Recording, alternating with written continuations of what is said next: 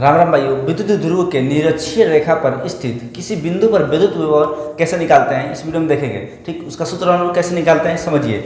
आप यहाँ पर सिर्फ 5 मिनट ध्यान दीजिए, ये टॉपिक आपको बिल्कुल आसान लगने लगेगा। ठीक, वैसे तो आसान बहुत ही है और ये कम से कम 5 नंबर का हमारे बोर्ड एग्जाम में क्वेश्चन पूछता है और ये महत्वपूर्ण है, मोस्ट इंपॉर्टेंट है। ठीक, तो इसको आप समझिए, 5 मिनट के अंदर ही हम आपको समझा देंगे पूरा। ठीक, तो समझिए यहाँ पर एक हम लोग क्या बना रहे हैं, विद्युत द्विध्रुव, क्योंकि कह रहा है कि विद्युत द्विध्रुव, तो एक हम लोग विद्युत द्विध्रुव बनाएंगे। ठीक, विद्युत द्विध्रुव तभी होगा जब इस पर आवेश होगा, यानी कि एक पर प्लस क्यू आवेश है। ठीक, तो ये हमारा आवेश हो गया। ठीक, तो ये हम इसको कह सकते हैं विद्युत। ठीक, और द्विध्रुव यानी कि 2 ध्रुव हैं, यानी कि 2 कोने हैं, तो इसलिए विद्युत द्विध्रुव है। ठीक, और इसके निरक्षीय रेखा पर यानी कि निरक्षीय नीरज में यानी कि लंबवत, नीरज को हम लोग लंबवत भी कह सकते हैं और समकोण भी कह सकते हैं। ठीक, तो यहाँ पर हम लोग एक लंबवत रेखा खींच लेते हैं और ये कहाँ से खींचेंगे, तो इस दोनों के बीच से, एकदम बीच से खींचेंगे, यानी कि मध्य बिंदु से खींचेंगे। इसका नाम हम लोग ओ देते हैं। ठीक, तो बिंदु ओ से आर दूरी पर हम लोग एक रेखा खींचे हैं और जहाँ तक खींचे उसका नाम हम लोग पी देते हैं। ठीक, तो हम कह सकते हैं कि ए और बी के मध्य बिंदु ओ से हम लोग आर दूरी पर एक बिंदु पी लिए हैं। ठीक, तो बिंदु पी से हम लोग इस बिंदु आवेश को मिला देते हैं, प्लस क्यू और माइनस क्यू आवेश को हम लोग मिला देते हैं। ठीक, तो अब देखिए यहाँ पर हमारा इसकी दूरी कितनी है, आर है। ठीक, और इसकी दूरी कितनी है ये नहीं पता है, और इसकी दूरी कितनी होगी, तो इसकी दूरी हमारी होगी एल। ठीक, यहाँ से यहाँ तक की दूरी एल और यहाँ से यहाँ तक की दूरी एल, तो यहाँ पर हम लिख सकते हैं 2l, यानी कि यहाँ से यहाँ तक की पूरी दूरी हमारी 2l हो जाएगी। ठीक, और यहाँ की दूरी हमको नहीं पता है, यानी कि यहीं की दूरी हमको निकालना है, यहाँ से यहाँ की दूरी हम लोग निकालना है। और यदि हम यहाँ इस दूरी को निकाल लेते हैं तो इस दूरी को भी निकाल लेंगे, क्योंकि ये हमारे सेंटर में है, तो इसका जितना मान होगा उतना मान इसका भी होगा, दोनों त्रिभुज बराबर ही हैं। ठीक, तो यहाँ इसका मान निकालेंगे, ये भी मान भी निकल जाएगा। तो यहाँ पर आप समझिए, इसको हम लोग लिखेंगे कैसे, तो लिखेंगे कि माना एक विद्युत द्विध्रुव है। ठीक, जिस पहले का नाम ए तथा दूसरे का नाम बी है। पहले बिंदु ए पर प्लस क्यू आवेश है तथा बिंदु बी पर प्लस माइनस क्यू आवेश है। ठीक, तथा उन दोनों के मध्य भाग ओ है और ओ से पी दूरी आर दूरी पर एक बिंदु पी है, जिस पर हम लोग को विद्युत विभव निकालना है, यानी कि यहीं पर हम लोग को क्या निकालना है, विद्युत विभव, यानी कि V का मान निकालना है। ठीक, यहीं पर विद्युत विभव निकालना है।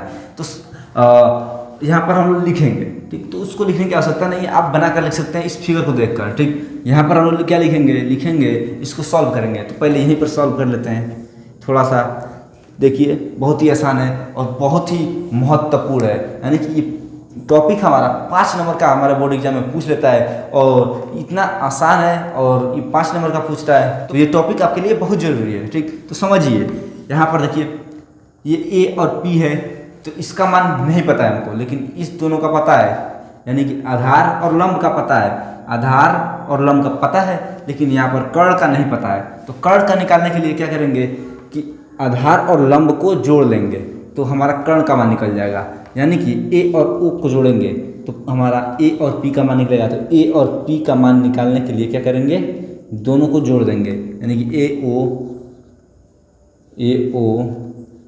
प्लस पी ओ, यानी कि पी ओ।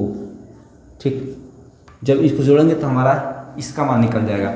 ठीक, तो यहाँ पर ए ओ का मान कितना है, ए ओ का मान हमारा एल है। ठीक, तो यहाँ पर स्क्वायर है तो स्क्वायर। ठीक, और प्लस यहाँ पर P और O का मान कितना है, P O का मान है हमारा आर स्क्वायर। ठीक, समझ में आया कैसा है। अब देखिए ये हमारा, इसको अंडर रूट में लिख लेते हैं। ठीक, इसको हम लोग अंडर रूट में लिख लेते हैं और यहाँ पर अगर हम इसको हटा दें तो भी हमारा चलेगा, तो इसको हम लोग हटा देते हैं, R square plus L square, इसको अंडर रूट में हम लोग लिख लिए। ठीक, जब हम कोष्ठक हटाते हैं तो अंडर रूट में मान लीजिए लिख लेते हैं। तो अब यहाँ पर हम कह सकते हैं कि ए और पी बराबर बी और पी। ठीक, क्यों है, क्योंकि इसका मान जितना होगा उतना मान इसका भी होगा, इसलिए ए पी बराबर पी बी। ठीक, तो ये आपको समझ में आया यहाँ तक। अब यहाँ पर हम लोग निकालते हैं, पहले निकालेंगे प्लस क्यू के कारण इस पर विद्युत विभव, उसके बाद माइनस क्यू के कारण इस पर विद्युत विभव निकालेंगे। यहाँ पर लिख देते हैं प्लस क्यू के कारण P पर विद्युत विभव। तो विद्युत विभव हम निकालेंगे तो यहाँ पर लिखेंगे V1 यानी कि पहला, और इसके निकालेंगे तो V2 लिखेंगे। तो V1 बराबर क्या लिखेंगे हम, V1 बराबर हमारा होगा 1/4 पाई एप्सिलॉन नॉट विद्युत द्विध्रुव के कारण, विद्युत द्विध्रुव के लिए 1/4 पाई एप्सिलॉन नॉट और Q/r²। तो हमारा आवेश का मान यहाँ पर कुछ नहीं दिया हुआ है, लेकिन हमारा यहाँ पर r² का मान दिया हुआ है। तो r² की जगह पर हम क्या लिख सकते हैं, ये लिख सकते हैं L² + r²। तो यहाँ पर इसके जगह पर हम क्या लिखेंगे, देखिए इसका मान कितना होगा, r² + L² होगा ना। तो इसका मान भी वही होगा, r² + L²। ठीक, तो ये मान होगा।